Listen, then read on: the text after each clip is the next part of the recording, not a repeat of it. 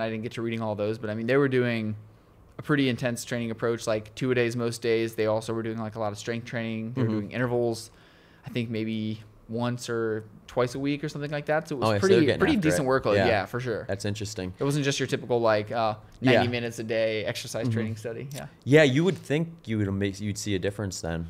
Just I mean, that's what I would predict if someone said we got this study. What do you think it's going to say?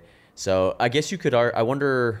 Because when I think of like improving fat oxidation rates, I think of like there's multiple levers you can pull, and one is just reducing your carbohydrate intake, which that one makes sense, right? Like your body needs energy coming from somewhere, so if you don't have enough carbohydrate, it's gonna get it from fat.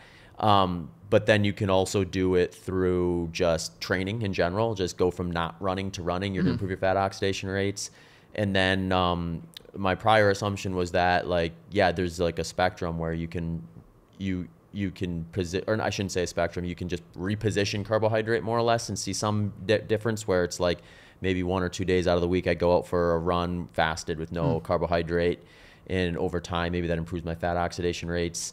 There was a study that looked at carbohydrate type, I think, that showed a very small difference, but I don't know that it was really, I think Dr. Mike Nelson was telling me about this one like a long time ago, or he had sent to me an email. I don't think there was anything conclusive with it, but he's like, this is kind of interesting. They were actually looking at something where it would be basically like straight sugar versus maybe something a little like less abrupt, like sweet potato or something like that. Oh, interesting. Yeah.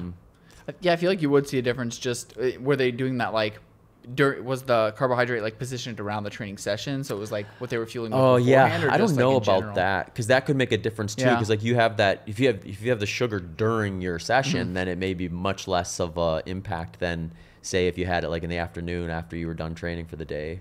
Yeah But I think too with that study though, I would have loved to also see like I mentioned, the fat oxidation was measured during the post-intervention, like time to exhaustion test. So like my question would be, well, what if we measured them during this one of their 3-hour training rides? Like I would speculate that they may have improved their fat oxidation during the zone 1, zone 2, like intensity sessions, maybe not during the high intensity sessions, because they weren't training with low carb availability during the high intensity training sessions. They were training, just with the same amount of carbohydrates as the high carb group.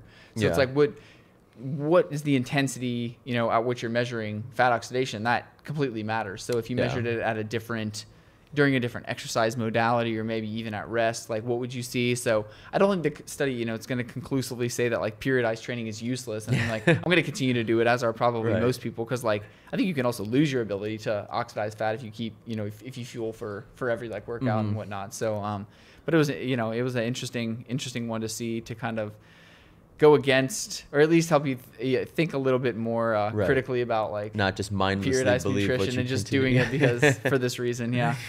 Always updating. That is the reality. So interesting. So you're getting healthy again. You had an off season probably after the race anyway, so that's probably good timing in terms of letting things settle down anyway. But when do you start running again? Monday actually. So really? I actually it was interesting. I did something for the first time in a while. I like sat down last week and like drew myself out like a 10-week just like training plan for now. I'm not necessarily planning on doing a race in 10 weeks, but I may try to do something. The goal this year is I have a bunch of friends running Boston next year, so I got to get a Boston qualifier at some point. So trying to do that, and then I think for right now it's just going to be the focus on like getting healthy and getting fit again. Although I think I maintained a lot of fitness just through like biking and whatnot, but just get healthy and then target some fall races and enjoy the hot summer of training in Texas. Get through the hot summer. Yeah, I'm getting in shape right when the temperatures start to get into the 80s and 90s. So perfect timing. I tend to enjoy like summer training. There's something fun about like embracing just like the miserable heat and humidity. Like it sucks sometimes, but like it poses an additional challenge. Well, you were in Florida before this, so you probably had it worse. Wasn't a huge change, But there is that value add, I think, when the temperatures break in the fall, you're just like, oh, I'm way more fit than I thought I was.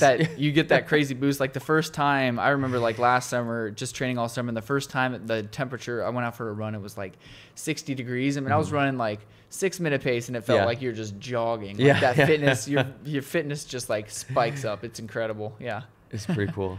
Awesome. Well, Brady, it's always fun to chat with you. We'll have to have you back on more frequently now that we're in the same area. Sure. And topics will come up I'm sure we'll want to talk about. But where can listeners find you? I know you're active on Substack, on Twitter X, and yeah, mostly on Twitter X. So B_Homer. I'm pretty active on there, and then Substack. It's physiologicallyspeaking.com. I picked like the hardest to spell domain name ever, but that was the name of the blog before I got the domain. So, yeah. But if you probably search Brady Homer Substack, that would come up. But that's Cool. where I'm posting most of my content now. We'll link that stuff to the show notes Sweet. and the episode landing page too, so listeners can head over and check that out. I always enjoy getting the email notification of a new Substack post, so I'm sure the listeners will enjoy some of it as well. Cool. Thanks, Zach, and thanks for the S Fuels. Yeah, I you can't can wait get the granola. The Yeah. granola police won't be on you as I know hard. it. Cool. Appreciate it. Awesome. Take care. Thanks, you too, Zach.